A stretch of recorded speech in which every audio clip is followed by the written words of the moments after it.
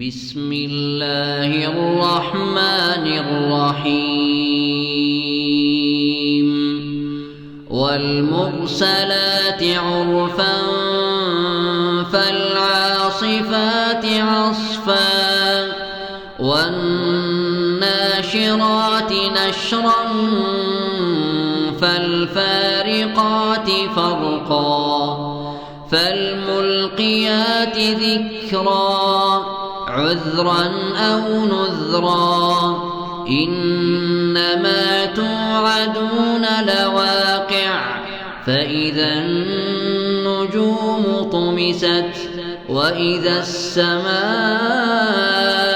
فرجت وإذا الجبال نسفت وإذا الرسل أقتت لأي يوم أجلت ليوم الفصل وما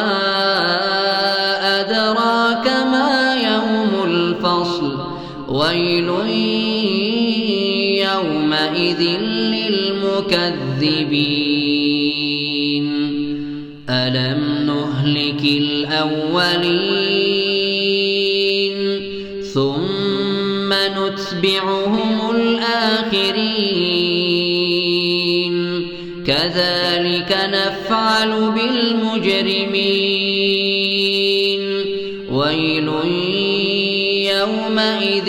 للمكذبين ألم نخلقكم من ماء مهين فجعلناه في قرار مكين إلى قدر معلوم فقدرنا فنعم القادرون ويل يومئذ للمكذبين ألم نجعل الأرض كفاتا أحياء وأمواتا وجعلنا فيها رواسي شامخات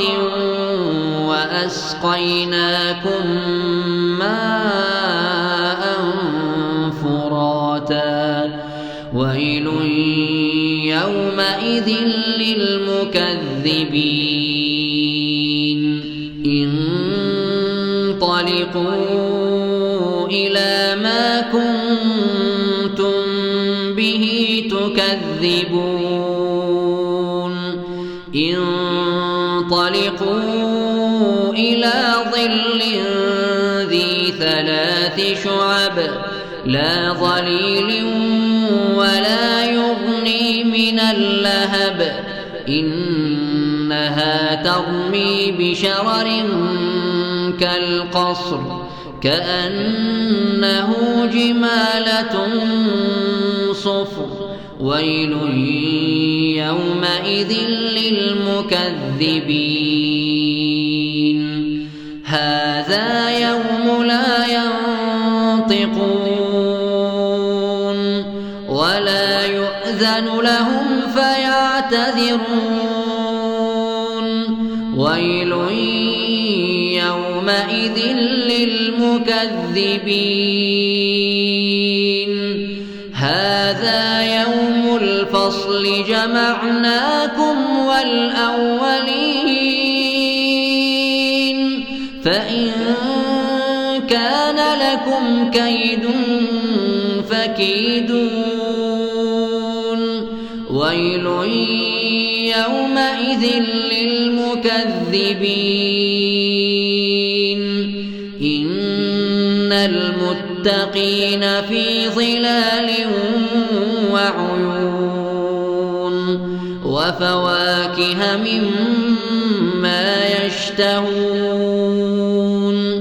كلوا واشربوا هنيئا بما كنتم تعملون إنا كذلك نجزي المحسنين ويل يومئذ للمكذبين